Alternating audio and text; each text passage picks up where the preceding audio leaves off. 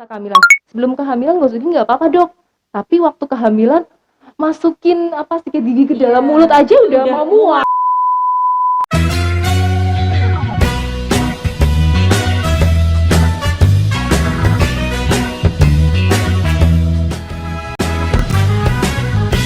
Assalamualaikum warahmatullahi wabarakatuh. Halo bunda-bunda, kembali lagi di channel YouTube Puskesmas Sambe dalam podcast AAJB. Ada apa dengan Bumil? Bumil cerdas, bayi lahir sehat. Oke, sebelum perkenalan, jangan lupa like, komen, share, dan subscribe ya bunda. Baik, untuk podcast kali ini bersama saya Bidan Emma sebagai host. Dan saya tidak sendiri bunda, saya ditemani narasumber dokter gigi Puskesmas Sambe, dokter cantik, dokter Risa. Apa kabar dokter? Alhamdulillah baik. Alhamdulillah. Baik bunda, kali ini Tema kali ini sangat menarik bunda ya, karena ini termasuk tema yang favorit di Poli KIA dok. Jadi banyak keluhan-keluhan ya tentang ini. Iya, ini mengenai kesehatan gigi ibu hamil. Tuh kan, menarik banget bukan? Oke dok, sebelum kita melangkah ke yang khusus ya, kesehatan ibu hamil, mungkin dokter di sini bisa menjelaskan secara gambaran umum ya kesehatan gigi dan mulut ya. Nah, monggo dokter silahkan. Iya. Halo bunda-bunda, saya Dr. Girisa. Di kesempatan kali ini saya akan menyampaikan informasi tentang kesehatan gigi pada ibu hamil. Nah, kalau bicara tentang kesehatan gigi ini Bu Erma, kesehatan gigi ini merupakan bagian dari kesehatan secara keseluruhan. Jadi tidak terpisahkan juga dengan kesehatan yang lain seperti di podcast sebelumnya kan mengenai kesehatan pada umumnya. Nah, ini lebih mengerucut lagi ke kesehatan gigi. Tapi juga tidak boleh disepelekan karena kesehatan gigi ini bisa mewakili juga keseluruhan kesehatan pada umumnya, kesehatan organ-organ lainnya gitu. Di rongga mulut ini kan merupakan salah satu gerbang utama, salah satu pintu utama keluar masuknya benda asing maupun non asing juga yang keluar masuk ke dalam tubuh kita. Nah, baik itu bakteri, virus, jamur, dan beberapa organisme lainnya, ini bisa keluar masuk hanya lewat rongga mulut. Selain itu juga ada beberapa pintu-pintu utama lainnya, tapi khususnya kita membahas di rongga mulut kali ini. Nah, kalau organisme tersebut bisa keluar masuk mudah melalui rongga mulut, berarti kita juga harus punya perhatian lebih ke kesehatan rongga mulut tersebut. Nah, gitu. Di rongga mulut sendiri, kita pada umumnya, orang-orang pada normalnya, ini memang memiliki organisme-organisme mikroskopis, tapi dalam jumlah yang batas normal. Gitu. Ketika nanti ada kondisi-kondisi tertentu, seperti ketika daya tahan tubuh kita rendah, nah itu jumlah dari mikroorganisme yang ada di dalam rongga mulut kita, itu bisa meningkat jumlahnya. Jadi bisa berubah dari yang sifatnya itu tidak merugikan, disebut dengan organisme komensal. Ini kalau bertambah jumlahnya bisa berubah menjadi organisme yang merugikan, disebut dengan organisme patogen, karena bisa memicu terjadinya kondisi-kondisi patologis di dalam rongga mulut pada khususnya. Nah, ketika kondisi-kondisi patologis ini tidak dilakukan perawatan, tidak segera dilakukan perawatan, ini bisa menjadi lebih parah. Karena yang namanya pintu utama rongga mulut ini kan tidak hanya organisme tersebut atau ya jenis bakteri, virus dan lain-lain itu tidak hanya menetap, bisa saja rongga mulutnya ini hanya sebagai pintu lewat. Jadi bisa dilewati saja, justru tujuan utama mereka bisa ke organ-organ lainnya. Gitu ya, seperti jantung, paru-paru, ginjal, pencernaan dan lain sebagainya. Yang organ-organ tersebut ketika nanti didatangi oleh organisme tersebut bisa menyebabkan kondisi-kondisi patologis yang lebih parah lagi. Misalnya kalau sampai ke jantung bisa terjadi bakterial endokarditis gitu ya dan lain sebagainya. Itu yang utamanya. Jadi meskipun rongga mulut kita ini areanya sempit, kita harus memberikan perhatian lebih karena ya itu tadi bahayanya juga besar gitu, bisa mengenai organ-organ lain juga gitu. Jadi kita tetap harus menjaga kesehatan gigi dan mulut, di rongga mulut, terutama juga pada ibu hamil gitu Bu betul Erma. sekali. Iya, itu kan sangat penting sekali ya dok. Itu Iya. maksudnya nggak hamil aja sepenting itu ya. Iya, betul Apalagi sekali. kalau ibu hamil lah, Iya. itu kan 2 nyawa gitu ya dok Iya. ya. Jadi itu memang sangat apa ya, perhatiannya harus dilebihkan ya dok ya. Iya, betul sekali. Soalnya banyak sekali juga keluhan itu pada ibu hamil juga apa gigi sakit atau apa gitu ya dok ya. Iya. Iya, jadi selama masa kehamilan ini itu ya dok ya, ya yang perlu diperhatikan gitu dok, itu apa dok? Mungkin ibu hamil itu rentan terjadi sakit gigi di bagian mana atau apa gitu Oh mungkin, Dok? iya. Iya. Kalau kondisi selama masa kehamilan, Iya. ini memang berbeda dengan kondisi wanita-wanita yang tidak mengalami masa kehamilan ya Bu ya. Karena ada perubahan fisiologis. Di rongga mulut juga ada perubahan. Di rongga mulut ibu hamil.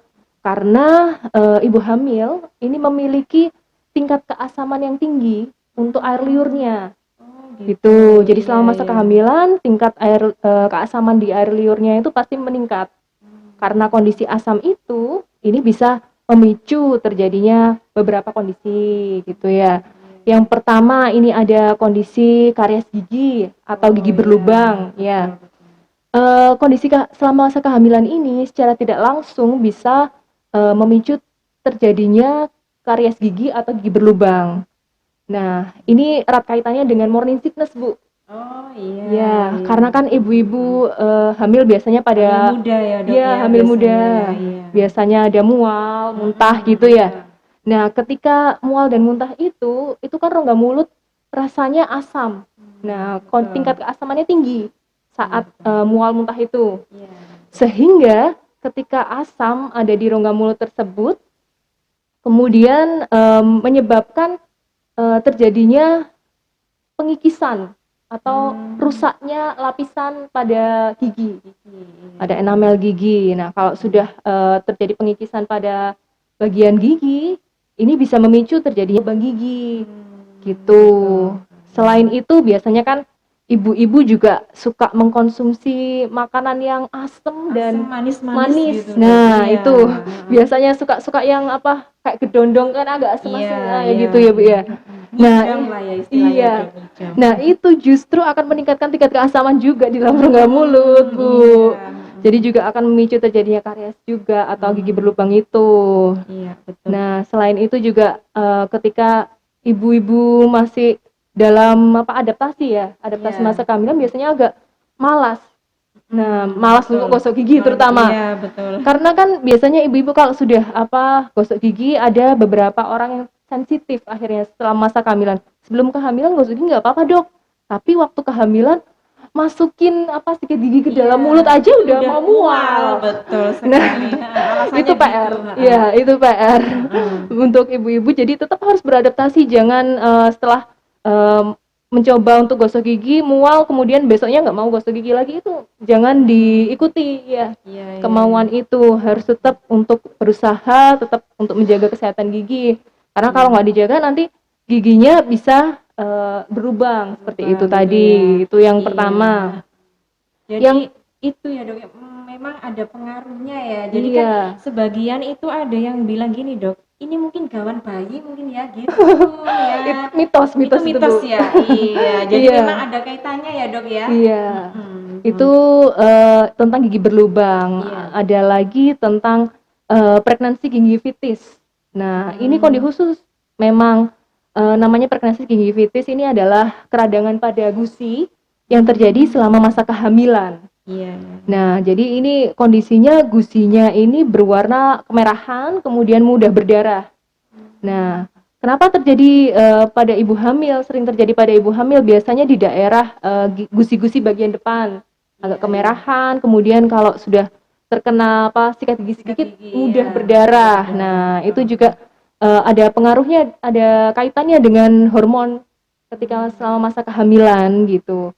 Jadi selama masa kehamilan ini ada hormon yang namanya progesteron, gitu. Ya, betul Nah, sekali. ini dia juga bisa memicu ketika orang normal ketika ada faktor iritasi itu tidak memunculkan terjadinya keradangan yang berlebih, tidak merespon keradangan yang berlebih. Sedangkan pada ibu hamil karena progesteronnya meningkat, nah ini dengan adanya faktor iritasi sedikit saja dia akan menunjukkan respon atau memberi tampilan yang lebih lebih parah daripada yang wanita tidak hamil gitu. Jadi tingkat keradangannya bisa semakin lama, bisa kemudian lebih cepat untuk mengalami keradangan gitu.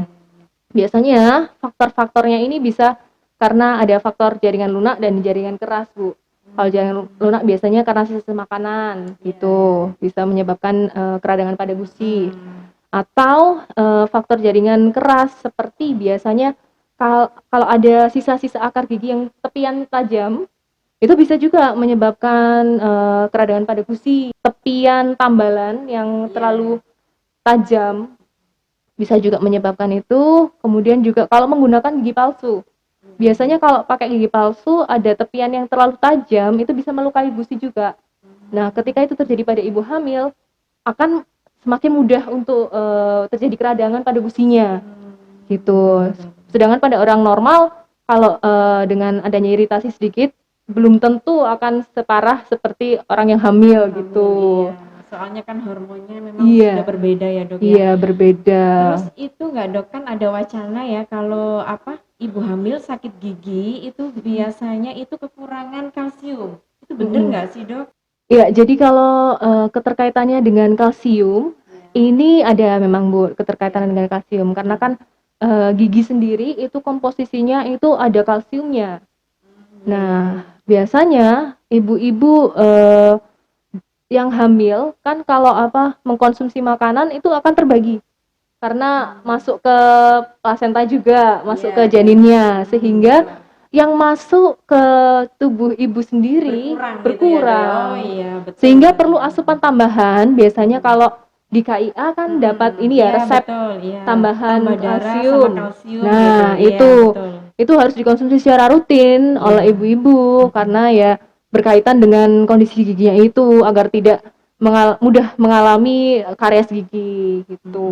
Iya. Untuk mungkin ada itu, Dok, penyakit-penyakit lain gitu. Tadi kan karies sudah ya Iya. dibahas oleh dokter. Iya, mungkin ada yang lain, Dok, yang sering dialami oleh ibu hamil gitu, Dok. Iya, selanjutnya ini ada periodontitis. Ini adalah keradangan pada jaringan periodontal. Jadi kan gigi itu ada jaringan penyangganya, Bu, biar kokoh di situ. Gitu, iya. Ketika jaringan penyangganya ini mengalami keradangan, ini bisa menyebabkan kegoyangan gigi. Oh, Bahayanya itu. jadi rapuh gitu? Bukan Gimana? rapuh, Bukan rapuh. Apa? tidak sekuat, tidak semelekat kalau pada normalnya gitu. Iya, Kalau iya, sudah iya. terjadi keradangan Itu pada jaringan periodontal. apakah ada kaitannya dengan tadi keasamannya itu meningkat gitu? Ini berkaitan dengan ini karang gigi. Oh, karang gigi. Iya. Jadi kalau kondisi karang giginya sudah parah gitu ya, bisa menyebabkan keradangan pada gusi, juga bisa menyebabkan keradangan pada jaringan periodontal itu, jaringan penyangga giginya, sehingga agak melebar, gusinya agak melebar, jadi nggak kokoh lagi, nggak merekatkan lagi gusi dengan giginya, jadi bisa agak goyang. Itu yang ketiga. Kemudian yang keempat ini Bu, yang juga agak jarang beberapa orang gitu, yang namanya Epulis gravidarum. Nah, ini kalau nama Indonesianya adalah tumor selama kehamilan. Oh iya. Mungkin ibu bunda-bunda kalau mendengar kata tumor ini agak Iya, takut. serem. Iya, padahal sebenarnya tumor ini adalah sebutan untuk satu benjolan. Tapi tidak semua benjolan ini bersifat ganas. Nah, ada juga bersifat jinak. Nah, kalau Epulis gravidarum atau tumor selama kehamilan ini termasuk ke dalam kategori tumor yang jinak. Ya, jadi tidak usah khawatir kalau ini terjadi. Ini gambarannya seperti benjolan pada gusi. Gusi ya, Dok? Iya, di gusi. Oh, iya. Biasanya terjadi di sini, Bu. Di yang menghadap ke pipi. Oh, iya. Nah, bagian belakang menghadap ke pipi. di antara dua gigi biasanya, dan warnanya itu agak kemerahan, keunguan, sampai Iya, kebiruan iya. lah itu. Itu juga mudah berdarah, kemudian biasanya bisa jadi sampai menutupi area gigi, Oh, itu yang gitu. sudah besar gitu ya, Dok, bengkak gitu ya? Iya, sudah agak besar sehingga menutupi area gigi. Biasanya ini tuh terjadi di trimester kedua, tapi puncaknya biasanya agak besar-besarnya itu di usia kehamilan ke-7 sampai ke-8. Oh, gitu. Itu bisa Iya, terjadi. iya. Penyebab utamanya sebenarnya belum ditentukan, tapi diduga karena ya itu rongga mulutnya tidak baik, tidak Kurang bersih gitu ya, ya Dok kurang ya? bersih gitu. Kemudian juga ada faktor-faktor lainnya seperti trauma atau iritasi, Iya. bisa juga dari virus dan lain sebagainya. Nah, ini tidak usah terlalu takut Bunda, karena akan menghilang sesaat setelah ibu melahirkan. Oh, gitu. Iya, Oh, jadi itu akan hilang sebenarnya gitu. isinya apa sih, Dok, itu, Dok? Itu adalah Cairan atau apa gitu? enggak, itu jaringan ikat Oh, gitu. gitu. Bukan nanah ya, Dok ya? Bukan, Oh, beda lagi. bukan. Beda, ya, ya, Beda ya. lagi. Kalau nanah itu nanti kelanjutan dari lubang gigi yang sudah parah, Bu. Oh, gitu. Yang sudah tidak dirawat. Iya, Kalau iya. ini bisa hilang sesaat setelah ibu melahirkan. Tapi juga jangan disepelekan gitu. Meskipun nanti hilang, tapi selama ada epulis gravidarum selama masa kehamilan itu, ibu bunda-bunda juga harus tetap menjaga kebersihan rongga mulut agar tidak semakin parah. Iya. Gitu.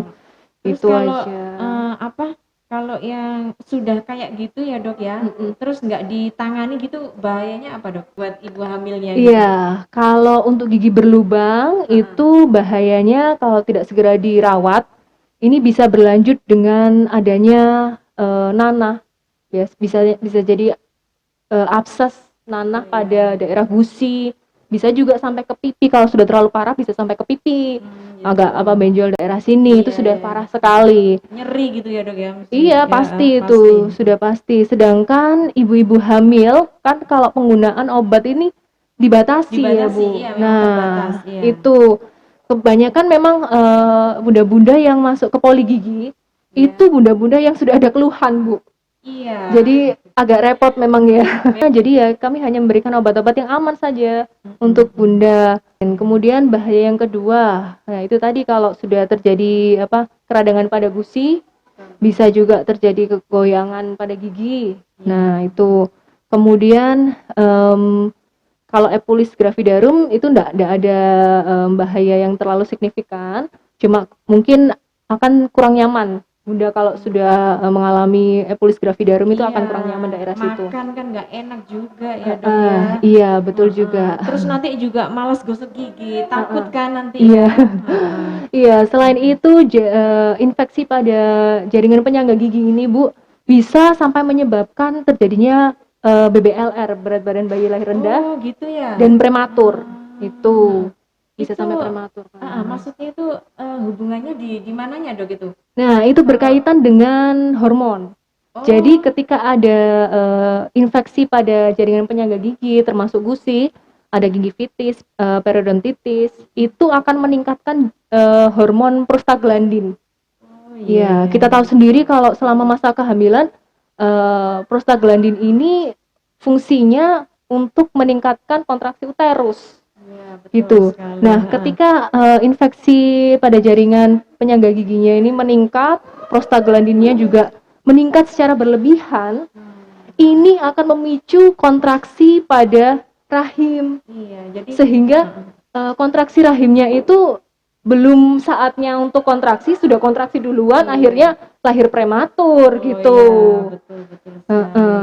Kalau sudah lahir prematur kan kemungkinan berat badan bayi lahir rendahnya juga terjadi. Iya, jadi memang sangat itu ya, Dok ya, berpengaruh sekali ya. Iya. Iya, jadi mungkin ibu-ibu, bunda-bunda di sana mungkin banyak yang belum tahu nih soal ini. Saya aja juga kaget. Ternyata kok sampai segitunya gitu ya. Iya, Bu. Jadi memang harus butuh perhatian yang sangat itu ya, sangat tinggi buat itu kesehatan gigi itu Iya, ya. betul sekali. Iya. Terus juga itu, Dok, kalau sudah seperti itu ya, apa yang dilakukan untuk mencegah kondisi seperti itu biar nggak ibu hamil, biar nggak ada sakit gigi, nggak ada keluhan gitu. Apa, Dok, yang harus itu mungkin ada treatment tertentu? Iya, kalau dari saya ini ada beberapa tips untuk pencegahannya itu tadi ya.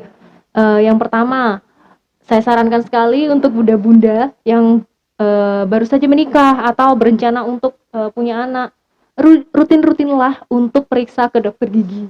Itu yang pertama. Karena kita akan tahu kondisi gigi kita seperti apa itu kalau sudah dilihat sama dokter gigi. Nanti akan disampaikan. Itunya normalnya berapa itu dok? Mungkin ada 3 bulan sekali atau gimana gitu? Itu 6 bulan sekali. Oh, 6 Normalnya bulan 6 ya, bulan iya. sekali Itu itu yang belum hamil. Yang sebelum hamil maupun hamil sama. Oh gitu, sama juga. 6 bulan 6 sekali bulan ya. sekali, iya. Nanti kalaupun perawatannya kan kontrolnya juga bisa bertahap gitu. Nanti bisa disampaikan. Nah, kemudian yang kedua, ini saya sarankan untuk membatasi konsumsi makanan manis, makanan yang terlalu asam dan terlalu lengket. Ini iya, yang disukai oleh ibu-ibu kan. Iya. Karena kalau konsumsi itu ya seperti tadi yang saya jelaskan bisa memicu karies pada gigi berlubang itu gitu. Tapi gini dok ya, kan apa ibu hamil itu pinginnya macam-macam ya, berbeda-beda. Kalau seumpama saya pingin ini, nanti kalau nggak keturutan nanti takutnya bayinya ngiler gitu kan. Terus gimana nih dok kalau seumpamanya boleh makan manis tapi habis itu terus gosok gigi gitu, boleh kan dok ya kalau gitu? Iya, enggak apa-apa, Gitu, tapi nggak jumlahnya apa-apa. juga harus dalam Dibatasi batas ya, terbatas normal ya. Iya, gitu. betul sekali. Nggak Gosok apa-apa. gigi setelah konsumsi itu disarankan 1 jam kemudian gosok gigi gitu. Iya, berarti tetap boleh ya, cuman iya. berbatas dan langsung gosok gigi ya dok Iya, ya. harus itu. Betul. Iya, Selain selanjutnya itu dok. kalau sudah biasanya kalau setelah muntah, karena tadi sudah saya sampaikan kalau muntah kondisi rongga mulutnya pasti asam, Bu. Jadi solusinya setelah muntah harus kumur dengan air. Ya, bagus lagi kalau setelah muntah 1 jam kemudian gosok gigi langsung.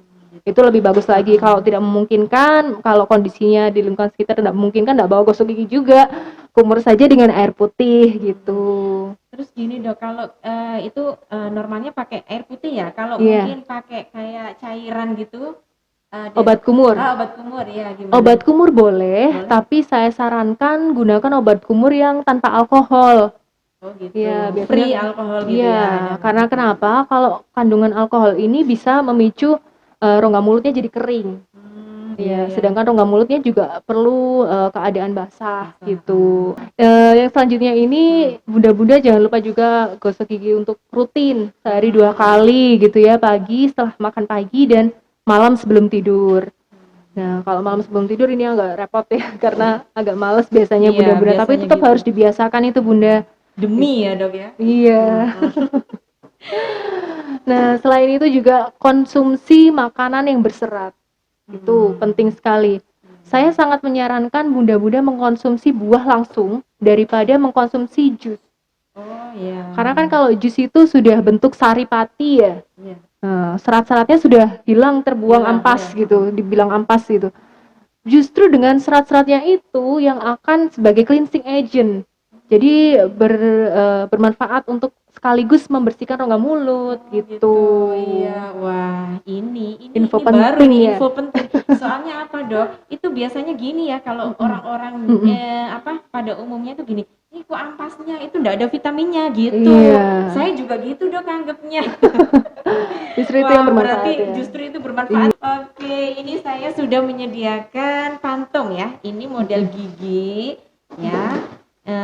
Mungkin dokter bisa mempraktekkan ya dok ya, biar iya, boleh. bunda-bunda di luar sana itu lebih paham lagi gimana sih caranya. Mungkin ada ya dari sini lah, itu coba ya bunda-bunda diperhatikan. Ini dokter Risa mau mempraktekkan. Iya, jadi bunda ini saya akan mempraktekkan cara menggosok gigi yang baik dan benar sesuai dengan tekniknya. Yang pertama saya sarankan menggunakan sikat gigi yang sesuai. Ini jangan menggunakan bulunya yang naik turun. Oh Biasanya. gitu. Oh, itu Sebaiknya malah nggak bagus ya? bukan tidak bagus, tapi beberapa kondisi ini bisa memicu terjadinya keradangan besar. Oh gitu. Sebaiknya untuk memudahkan juga pakai yang bulu sikatnya yang lurus. Lurus saja ya. Ya, kemudian menggunakan bulu sikat yang kan bulu sikat itu ada macam-macam Bu. Iya, Ada yang lembut halus, gitu, medium, ada, ada yang hard, ya, ada yang keras. Saya sarankan menggunakan yang medium gitu. atau yang lembut, yang soft itu enggak apa-apa gitu. Jangan pakai yang keras, yang hard itu jangan. Kemudian jangan lupa pakai pasta gigi. Iya, Pasta giginya, gigi yang berfluoride. oh, Mm-mm, ada jadi fluoride-nya gitu. iya, saya rasa semua pasta gigi sudah ada fluoride-nya kalau di kemasan-kemasan di Indonesia ya. Nanti Bunda silakan dicek di kemasannya fluoride-nya ada atau tidak, konsentrasinya berapa gitu, dilihat di situ. Jadi yang pertama, Bunda di posisi seperti Oh ini. iya, sebentar dokter sebentar. Iya. Ini untuk masalah itu ya, apa pasta gigi. Heeh. Itu kan ada yang berbusa dan itu yang nggak ada busanya itu juga ada dok. Itu gimana? Sebaiknya itu untuk ibu hamil ya, rekomnya itu gimana dok? Milihnya Sebenarnya dua-duanya tidak apa-apa, tapi lebih efektif yang berbusa. Kenapa? Karena busanya itu fungsinya untuk mengikat kotoran-kotoran sehingga nanti kalau sudah terkumpul kotorannya dalam busa ikut keluar. Oh gitu Gitu, ya. memudahkan pengeluaran kotoran-kotoran itu. Jadi sebagai bahan pengikat lah Iya, gitu. kayak sabun gitu ya dok Iya. ya. Kan kita lebih itu kalau pakai yang busa gitu. Busanya Sebenarnya melimpah gitu. ya sebenarnya juga enggak apa-apa. Iya. Kalau itu tergantung selera sebenarnya ya Bu ya. Tapi Iya, kalau iya. saya lebih efektif dan lebih suka yang ada busanya. Ya itu. Jadi posisinya seperti ini, kemudian memegang sikat gigi bagian depan ini digosoknya dari atas ke bawah Bu. Nah posisinya Iya. seperti ini, bagian depan. Kemudian bagian samping ini boleh juga atas ke bawah, tapi saya juga lebih menyarankan posisinya memutar. Nah diputar seperti ini karena permukaan giginya ini agak lebar Bu, Iya, jadi iya. biar semuanya kena Iya. oleh bulu sikatnya. Sebagian kanan juga, nah seperti ini bisa diputar seperti ini ya. Kemudian buka mulut ya. Nah untuk bagian bawah dan bagian atas ini bagian permukaan yang atas ini bisa disikat dari belakang ke depan. Jadi kotorannya akan keluar ke depan ya. Ini belakang ke depan juga. Kemudian untuk yang menghadap lidah, daerah yang menghadap lidah ini disikatnya agak keluar. Nah, seperti ini Bunda. Nah, agak keluar seperti ini. Daerah sini juga seperti itu. Kemudian daerah sini juga seperti ini. Nah, bagian atas juga dari belakang ke depan gitu ya.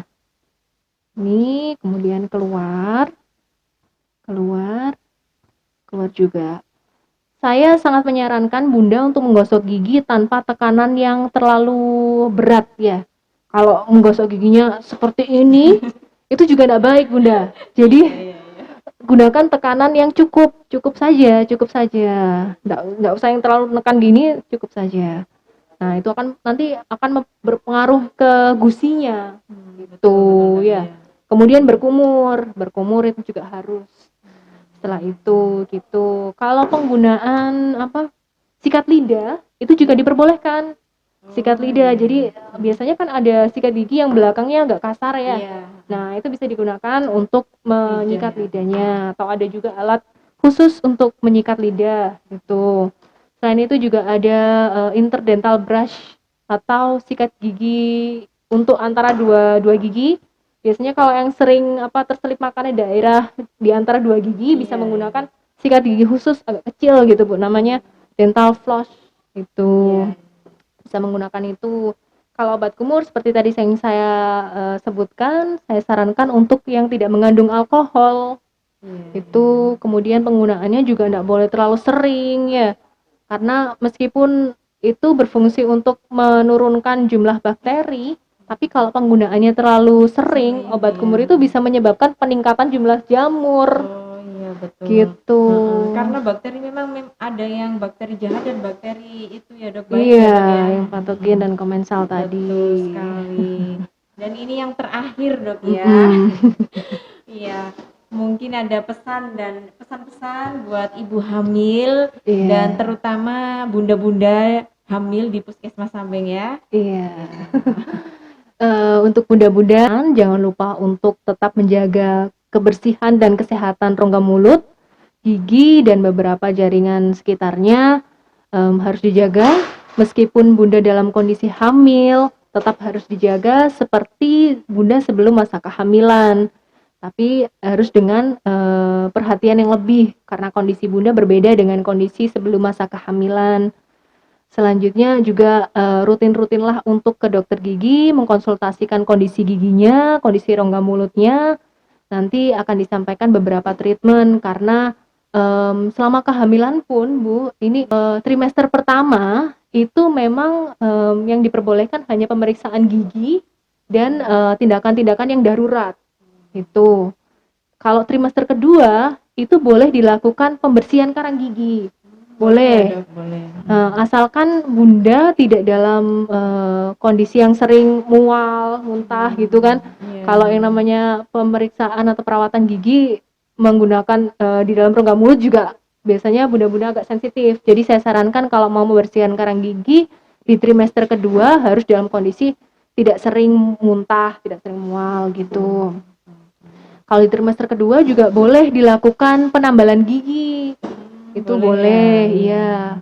Kalau untuk pencabutan gigi ini kami hanya membolehkan perawatan pencabutan gigi untuk yang darurat. Kalau tidak darurat bisa dilakukan penundaan sampai kelahiran, ya sebaiknya ditunda. Untuk trimester ketiga, semua tindakan tidak diperbolehkan, tindakan Tidak. gigi. Karena sudah mendekati masa persalinan, ya. Betul. Nanti takutnya ada apa Kontraksi ya, Dok. Iya. Ya. stres dan lain sebagainya Iya, gitu. Itu yang takutnya seperti itu. Yang saya sarankan lagi yang perlu ditekankan ketika Bunda periksa ke dokter gigi, hal yang paling penting adalah jangan lupa menyampaikan kepada dokter giginya kalau Bunda dalam kondisi hamil. Gitu. Jadi biar disesuaikan obat-obatnya, perawatannya seperti tadi juga biar disesuaikan gitu. Karena kondisi Bunda ada beberapa obat seperti tetrasiklin tidak boleh diberikan kepada ibu hamil gitu. Kemudian juga pemeriksaan seperti foto ronsen itu juga tidak diperbolehkan kalau tidak mendesak gitu. Itu saja sebenarnya. Semoga Bunda dalam keadaan sehat sampai lahir. Nanti semoga juga tidak ada keluhan pada giginya. Dan kalau ada pun segera konsultasikan pada dokter gigi. Amin. Iya. Gitu. Ini topiknya sangat menarik sekali ya, Dok ya. Saya Iya. sebenarnya masih banyak sekali pertanyaan. Oh gitu. Iya, pertanyaan titipan karena saya memang sehari-hari di Poli KIA ya, Dok ya. Iya. Banyak sekali keluhan ya sakit gigi gini-gini. Iya. Tapi apa daya memang waktunya sudah terbatas. Iya, terbatas sekali. Mungkin di lain waktu ya, Dok ya. Nanti Iya, kita boleh, bisa silakan. itu lagi sharing lagi, bisa Iya, monggo. saya bisa mendatangkan jenengan lagi. Monggo silakan. Iya. Nah, ini kita sudah di akhir video ya. Terima kasih atas perhatian. Semoga di video kita kali ini bisa memberikan manfaat buat bunda-bunda semuanya, terutama bunda hamil di daerah Puskesmas Sambeng. Terima kasih dokter atas waktunya. Iya, terima kasih kembali. Iya, semoga kita selalu dalam keadaan sehat walafiat ya. Amin ya rabbal Iya. alamin. Iya, buat bunda-bunda semuanya, jangan lupa tetap jaga protokol kesehatan ya, karena pandemi COVID-19 belum berakhir. Oke, terima kasih dari kami. Sekian, mungkin mohon maaf apabila ada kesalahan. Wassalamualaikum warahmatullahi wabarakatuh. Dah.